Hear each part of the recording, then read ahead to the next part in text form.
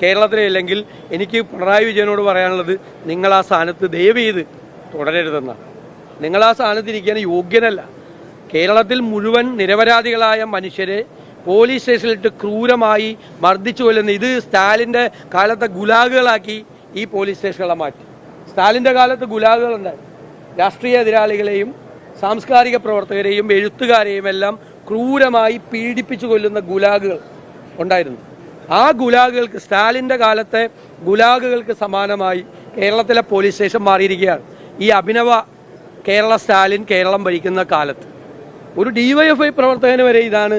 നേതാക്കന്മാർ അയാൾ എന്തോ രഹസ്യം പാർട്ടിക്കാരെ കുറിച്ച് അവർ നടത്തിയ തട്ടിപ്പിനെ കുറിച്ചുള്ള രഹസ്യം പുറത്തു വരും എന്ന് മനസ്സിലായപ്പോൾ അയാളെ ഒരു കള്ളക്കേസിൽ കുടുക്കി പോലീസ് സ്റ്റേഷനിൽ കൊണ്ടുപോയി SHO ഉപയോഗിച്ച് ക്രൂരമായി മർദ്ദിച്ച് അയാൾ മരണകാരണമായി എന്ന് കുടുംബം അവർ പരാതി കൊടുത്തിട്ട് പോലും ആ പരാതി പോലും പാർട്ടിക്കാർ കൊടുത്തില്ല.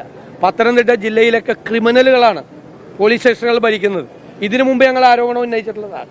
ഇതിനൊന്നും ഒരു നടപടി എടുക്കാതെ ഇത്രയും ദിവസമായിട്ട് മൗനത്തിൻ്റെ വാൽമീകത്തിൽ ഒളിച്ചിരിക്കുകയാണ് കേരളത്തിലെ മുഖ്യമന്ത്രി. എന്നിട്ട് വേറെ ആളാണ് മറുപടി പറയണത്. മറുപടി നിങ്ങളാണ് പോലീസ് വകുപ്പ്, ആഭ്യന്തര വകുപ്പ് ഭരിക്കുന്നതെങ്കിൽ നിങ്ങൾ മറുപടി പറയണം. പിണറായി വിജയൻ മറുപടി പറയണം. നിങ്ങൾ സ്റ്റാലിൻ ചമയേണ്ട കേരളത്തിൽ. ഇത് സ്റ്റാലിൻ്റെ റഷ്യയല്ല, ഇത് ജനാധിപത്യ കേരളമാണ്. നിങ്ങൾ സ്റ്റാലിൻ ചമയേണ്ട എന്നാണ് ഞങ്ങൾക്ക് ആവശ്യപ്പെടാനുള്ളത്. രണ്ടാമത്തെ കാര്യം, ഈ ഗവൺമെൻറ് ഞങ്ങൾ ഇതിനു മുമ്പ് നിയമസഭയിൽ കൊണ്ടുവന്നതാണ്. ലോകത്തുള്ള എല്ലാ അസുഖവും കേരളത്തിലുണ്ട്. അതിനെ നിയന്ത്രിക്കാൻ ആരോഗ്യവകുപ്പ് ഒന്നും ചെയ്യുന്നില്ല. ഇപ്പോൾ അമീബിക് മസ്തിഷ്ക ജ്വരം എന്താണ് ചെയ്യേണ്ടതെന്ന് സർക്കാർ യാതൊരു പിടിയില്ല. എത്ര പേര് മരിച്ചെന്ന് സർക്കാരിന് അറിയില്ല. എന്താണ് രോഗകാരണങ്ങളെന്ന് അറിയില്ല. ഈ രോഗം എങ്ങനെയാണ് പിടിപെടുന്നതെന്ന് അറിയില്ല. ഇത് ജലജന്യ രോഗമാണോ, ഇത് ചെളി കെട്ടിക്കിടക്കുന്ന സ്ഥലത്ത് ആളുകൾ മുങ്ങിക്കുളിക്കുന്നത് മൂലം ഉണ്ടാകുന്ന അപകടമാണോ, എന്താണ് എന്ന് പറഞ്ഞ് ആളുകൾ മരിച്ചുകൊണ്ടിരിക്കുകയാണ്. ഇപ്പൊ തന്നെ 6 പേര് ഈ മാസം മരിച്ചു. ഇപ്പൊ 16 പേരും മരിച്ചു അമീബിക് മസ്തിഷ്ക ജ്വരം കൊണ്ട്. എന്താണ് രോഗകാരണം, എന്താണ് രോഗലക്ഷണം, രോഗം വരാനുള്ള സാധ്യത എന്താണ്, എന്തിനാണ് ആരോഗ്യവകുപ്പ്? വെറുതെ അല്ലല്ലേ ഞങ്ങൾ പറഞ്ഞത് ആരോഗ്യവകുപ്പ് വെന്റിലേറ്ററിലാണ്. ഒന്നും പറയാനില്ല. ജനങ്ങൾക്കിടയിൽ ബോധവൽക്കരണം നടത്തണ്ടേ? ഇത്രയും ആളുകൾ മരിക്കുമ്പോൾ ഉണ്ടാകുന്ന ഇൻസെക്യൂരിറ്റി എന്താണ്, അരക്ഷിതബോധം എന്താണ്? ആളുകളുടെ മനസ്സിൽ പേടിയല്ലേ? കുഞ്ഞുങ്ങൾക്കൊക്കെ വരുവാണ്, പേടിയാണ് ആളുകൾക്ക്.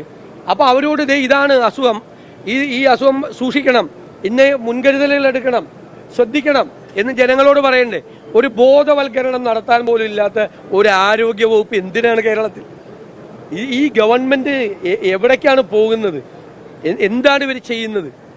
ഈ ഗൗരവതരമായ അമീബിക് മസ്തിഷ്ക ജ്വരത്തിൻ്റെ കാര്യത്തിൽ സർക്കാർ ഇടപെട്ട് ജനങ്ങളുടെ സംശയങ്ങൾ കരുതി വരുത്തി, ഇല്ലെങ്കിൽ കേന്ദ്രത്തിൽ നിന്നോ വേറെ എവിടെ നിന്നെങ്കിലോ ഗൗരവതരമായിട്ടുള്ള അന്വേഷണം നടത്തി കേന്ദ്രത്തിൻ്റെ കൂടി സഹായത്തോടു കൂടി എന്താണ് ഈ ജ്വരം വരാനുള്ള കാര്യം എന്ന് അന്വേഷിച്ച് അതിനു വേണ്ട ബോധവൽക്കരണ പരിപാടികൾ നടത്തി പ്രതിരോധ നടപടികൾ സ്വീകരിച്ച് ഇതിൽ നിന്ന് ആളുകളെ രക്ഷിക്കാനുള്ള നടപടികൾ സ്വീകരിക്കണം. ഗവൺമെൻറ് അല്ലേ അത് ചെയ്യേണ്ടത്?